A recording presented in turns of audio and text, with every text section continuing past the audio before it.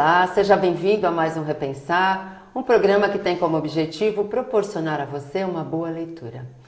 Hoje o nosso convidado traz um livro que trata de amizade e superação pessoal, repleto de humor e emoção. Apesar de ter personagens crianças, ele é destinado a leitores de todas as idades.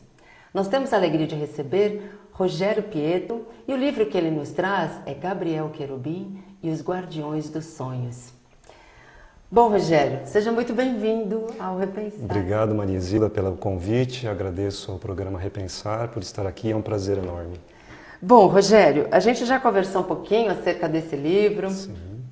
Ele está sendo praticamente lançado, né? Porque ele está bem novo, ainda não está em todas as livrarias. Mas antes da gente falar do livro propriamente, a gente gostaria de falar um pouquinho de você, né? Como que você chegou a esse mundo dos livros, das histórias, como que você se tornou um escritor? Pois bem, quando eu era criança, eu gostava muito de desenhar. Aliás, ainda gosto de desenhar. Eu criava histórias em quadrinhos. Então, nessas histórias em quadrinhos, o que eu fazia era... criava também as historinhas e os personagens. E ao longo do tempo, isso para mim foi se tornando, de certa forma, obsoleto, porque eu queria contar histórias cada vez maiores, certo, que não cabiam mais nos quadrinhos ou nos balãozinhos dos quadrinhos. Passei a escrever. Na época, eu ainda não tinha nenhuma máquina de escrever. Então eu escrevia à mão, em folhas de sulfite. Foi uma grande alegria quando meus pais compraram para mim uma máquina de escrever. Então eu comecei a escrever, escrevi um livro inteiro nessa máquina de escrever. Posteriormente, quando eu tinha dinheiro para isso, eu comprei um computador e comecei a escrever no computador. Eu escrevia muito histórias de ficção científica, de fantasia, e eram um pouco violentas essas histórias. Então, certa noite eu sonhei com meu avô e sonhei que perguntava para ele: "Você gosta das histórias que eu escrevo?" E ele me respondeu, meu avô já era falecido, ele respondeu: "Eu gosto, mas eu não gosto do número de armas." Eu acordei pensando no que aquilo poderia significar e descobri que realmente o que eu escrevi era muito violento. Então, eu resolvi escrever uma história que tratasse de... uma história que fosse mais singela e que não deixasse de ter aventura e fantasia em grande escala. Nisso nasceu a ideia de criar um personagem, uma criança, que viajasse por mundos diferentes e que vivesse aventuras diferentes. O que me inspirou muito foi a música Aquarela, do Toquinho. Certo. Tem muito a ver, porque o primeiro verso diz: "Numa folha qualquer desenho um sol amarelo." E no meu livro, Gabriel Querubim, eles vivem... quando as crianças dormem, elas vão para um plano, que mais tarde a gente vai falar disso. Isso. E o símbolo deles é o sol amarelo, então muitos elementos da música estão contidos no livro. Então, essa questão de eu me tornar escritor é uma coisa que eu não consigo impedir. Eu gosto sempre de escrever. É uma coisa que está em você mesmo, é? Que veio talvez, né? Que veio. Talvez não, né? Que veio com você. Que vem comigo de um passado que eu não sei qual é, mas vem. É verdade. E eu não consigo impedir isso. Eu estou sempre tendo ideias e criando coisas novas. É interessante, né? Porque você gosta de escrever, mas criando. Eu gosto de escrever, que também é uma coisa boa, né? Eu acho que é um começo. É um começo, né? É como certa feita me disseram que para se tornar um grande pintor, você pode começar pintando paredes. Então hoje estou escrevendo, copiando. Você já está idealizando, né? A história. Isso é interessante. Exato. Então, esse livro, o Gabriel Querubim, saiu dessa sua transformação, né, de uma história um pouco mais drástica, mais violenta, né, como diz o seu avô, para uma mais singela, né? Exato. Então vamos falar. A gente já falou no comecinho que ela trata de amizade, de superação pessoal, mas vamos dar uma ideia para o nosso telespectador do que trata esse livro, né, que a gente diz que ele tem personagens crianças, mas serve a todos os leitores. Não é especialmente um livro infantil. Não, não é um livro infantil. Ele é categorizado como infanto-juvenil, da mesma forma que um Harry Potter é infanto-juvenil, mas que conquistou leitores de todas as idades. Isso. A história trata de uma criança, um menino brasileiro, chamado Gabriel. Ele tem 7 anos de idade e nessa idade ele começa a ter uns sonhos um pouco diferentes. Ele começa a ser apresentado por uma coisa que dizem para ele que é o mundo real. E o mundo no qual ele está acordado seria um mundo entorpecido. Eu já achei isso interessante, Exato. porque, Rogério, se a gente associar com a doutrina espírita, né, tem tudo a ver, né? Tem tudo a ver. Aqui nós estamos dormindo na matéria. Isso. A gente não tem consciência das nossas potencialidades, de onde nós viemos, o que nós somos e para onde nós vamos. Isso mesmo, né? E segundo Kardec, quando a gente volta para o plano espiritual, aí que a gente começa a ter de novo essa consciência do que nós somos verdadeiramente e passamos a maior parte do tempo lá. E a gente sempre ouve, né, todas as palestras, em todas as aulas sobre a doutrina espírita, que a verdadeira vida é a vida no plano espiritual. No plano espiritual. Né? Que no livro a gente diz mundo real. No livro não se refere ao espiritismo diretamente, para não ferir as doutrinas, as ideias das outras pessoas que vão ler. Quem quiser ler o livro achando que é um simples livro de aventura, pode ler tranquilamente. Não é um livro que vai doutrinar as pessoas, mas é um livro que vai fazer as pessoas acordarem para uma realidade diferente. É interessante que o que me traz, né, o que faz o meu sentimento para com esse livro é justamente isso. Apesar de você não professar a crença espírita, você pode ser preparado de uma forma velada, né, vamos dizer assim, né, de uma forma figurada, melhor dizendo, para o que é a realidade do espírito, né? É interessante que tem encontrado eco nas pessoas de diferentes religiões e, segundo eu acredito, é justamente porque é uma coisa que todo mundo vive, todo mundo dorme, todo mundo vai para o plano astral ou plano espiritual durante o sono e quando isso acontece, a pessoa traz um pouco dessa consciência para si. Quem nunca sonhou com uma coisa que mais tarde aconteceu? Certo. Quem nunca sonhou com outra pessoa e depois a outra pessoa confirmou, olha, nós sonhamos juntos. Eu já ouvi casos, relatos disso, acontece. Muito bom. Então, é uma comprovação de que existe uma coisa além da matéria, que os sonhos não são simples lembranças de pensamentos estranhos que nós tivemos enquanto dormíamos. Nós vamos falar disso um pouquinho mais já já. Nós vamos a um breve intervalo e já voltamos falando de Gabriel Querubim.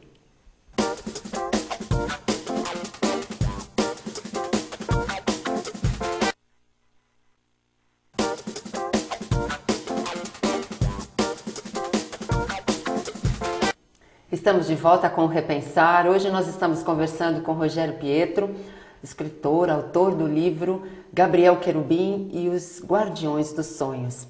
Mas antes de nós retomarmos a nossa conversa com o Rogério, a gente gostaria de convidar você a participar do Clube Amigos da Boa Nova. Como diz Emmanuel, a maior caridade que podemos fazer em relação à doutrina espírita é a sua divulgação. E quando nós divulgamos essa doutrina que consola e esclarece, nós colaboramos para que as pessoas sejam mais felizes, sejam consoladas, sejam esclarecidas. E você pode se tornar um divulgador da doutrina dos espíritos pelo telefone 0800 12 18 38. Junte-se a nós. Nós agradecemos. Bom, Rogério, vamos continuar falando dessa coisa que é o sonho, né? Porque eu acho que é a ponto base dessa história, né? É o sonho. Sim. Eu acho que é o que muita gente quer entender, quer saber, né? Seja ela de que crença de que crença for. Todo mundo tem curiosidade para saber a respeito de sonhos. Isso. Algumas pessoas nos perguntam o significado dos sonhos, se existe algum significado, ou o que seriam. Outras pessoas tentam estudar os sonhos. Mas a gente entende que o sonho seria uma lembrança daquilo que nós vivemos enquanto estamos no outro plano, quando dormimos. Certo. Porque quando a gente dorme, a nossa consciência, para alguns, o nosso perispírito ou o espírito, ele se desloca do corpo, vai dar um passeio, encontrar outras pessoas que também estão dormindo, encontrar aquelas que estão acordadas, vive uma série de coisas diferentes naquele plano e quando retorna, nosso cérebro de carne muito limitado entende aquilo, decodifica de forma diferente. Então, às vezes meio confuso, né? Meio confuso, na forma de... Mas uma coisa que ele não confunde é o sentimento que vem com o sonho. Sim. Se você vivenciou uma coisa boa durante a noite, você acorda bem. Se não vivenciou uma coisa boa, a gente acorda assustado, acorda deprimido, acorda nervoso. Tá certo.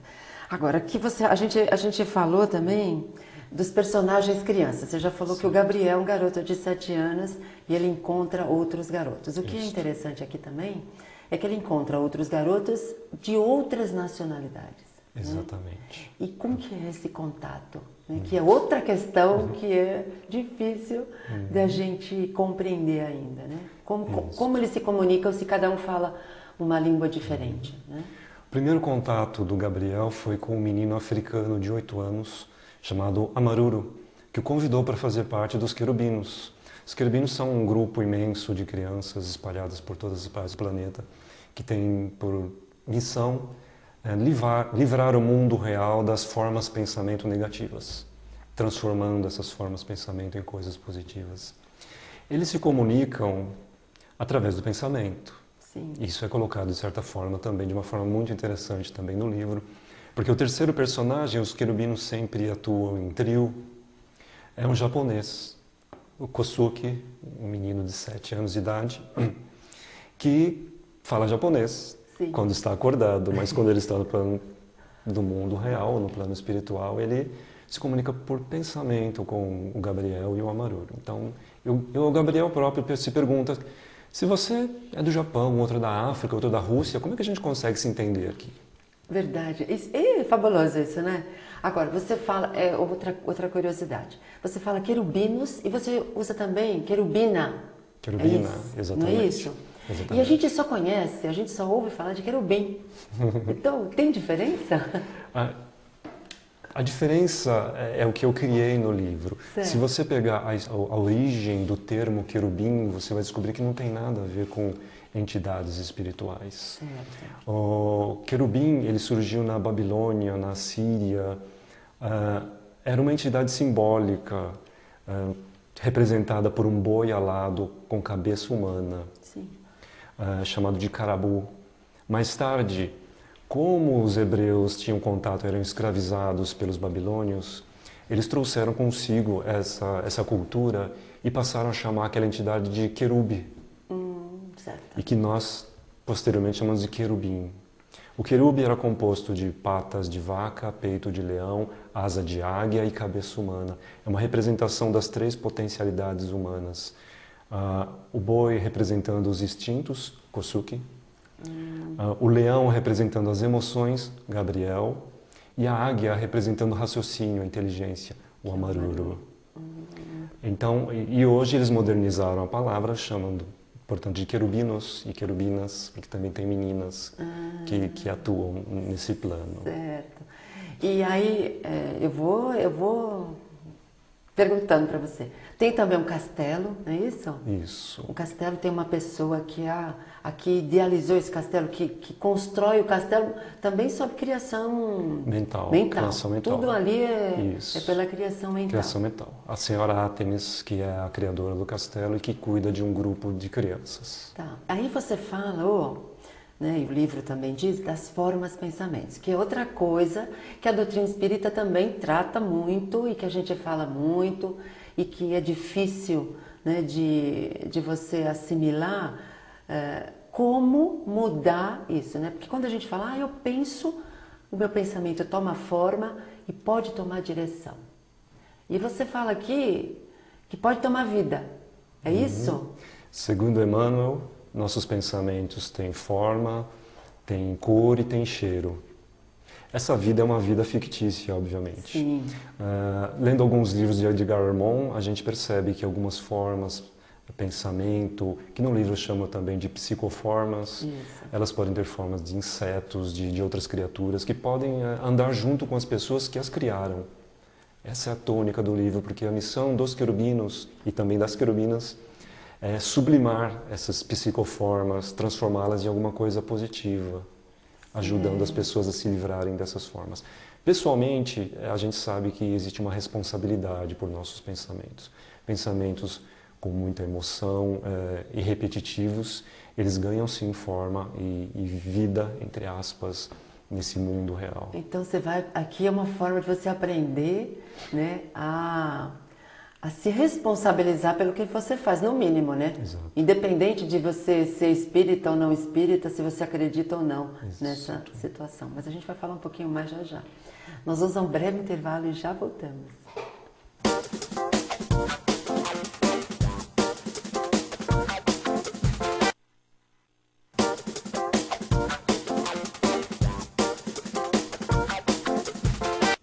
Estamos de volta com Repensar. Hoje nós estamos falando sobre o livro Gabriel Querubim, Os Guardiões dos Sonhos. Estamos conversando com o seu autor, que é Rogério Pietro.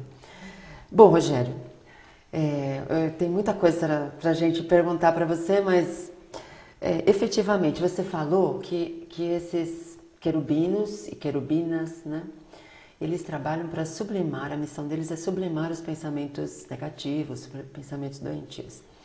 Então, basta sublimar isso? E o criador? Você sublima um, mas ele cria outro. Como é que faz? A responsabilidade de quem cria formas de pensamento negativas é a própria pessoa que criou. Sim. Então, o trabalho dos querubinos é justamente fazer essa sublimação, porém eles também conseguem dar conselhos para as pessoas. Se a pessoa vai seguir o conselho ou não, aí é problema dela. E no livro mostra que muitas vezes a pessoa não quer seguir o conselho de imediato, mas também lembrando uma coisa que o Amaruro disse certa vez para o Gabriel, quando ele perguntou, poxa, mas a gente dá conselho, as pessoas não ouvem. Ele diz o seguinte, quando as pessoas acordarem, elas vão lembrar disso aqui como se fosse o inconsciente delas, falando com elas. Então elas vão começar a se transformar por aí também. É aquela coisa de, eu tive uma ideia, eu tive um pensamento. Tive uma ideia, que interessante, gostei. Veja como eu tenho ideias boas. É bem assim que acontece. E aí, fazendo uma analogia com a doutrina espírita, é bem isso que acontece também, né? Nosso anjo da guarda tem esse papel de nos inspirar para a transformação, evitando os ataques de histeria, de mágoa, enfim, né? E deixam a responsabilidade de seguir ou não conosco. Exato. Né? Que eu acho que esse é uma coisa também que ainda é difícil para o ser humano, porque a gente quer tudo pronto. Se você pega um doente, ele quer uma pílula. Uma pílula. Para consertar a doença dele, né? E às vezes é o reflexo de quantos anos de desregramento, né? Então, eu acho que a gente precisa ler mais, a gente precisa conversar mais, refletir mais sobre essas questões, que é para a gente transformar.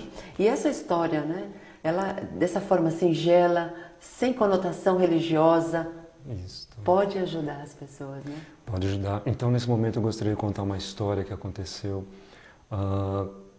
Esse livro que está sendo lançado agora é a segunda edição. A primeira edição eu lancei em 2008 com recursos próprios. Sim. Eu não coloquei em livrarias, não coloquei em parte alguma. Eu distribuía para as pessoas, inclusive amigos virtuais. Eu enviei um desses livros para uma amiga virtual de um fórum que discutia Harry Potter. E meses depois, ela me mandou uma carta. É muito raro hoje em dia a pessoa mandar uma carta. Geralmente manda e-mail, um SMS, qualquer coisa. Mas eu recebi uma carta dela. E ela é evangélica. Na carta ela estava me dizendo que ela estava muito mal, inclusive ela estava pensando em suicídio. Sim. E que ela desistiu do suicídio quando leu uma frase no meu livro. Ela desistiu desse ato porque tem uma frase ali que ela citou, que eu sei qual frase que é, e que fez ela mudar de pensamento. Nesse instante, quando eu li a carta dela, eu soube que o livro tinha um papel especial a cumprir ali. Não era simplesmente para divertir as pessoas.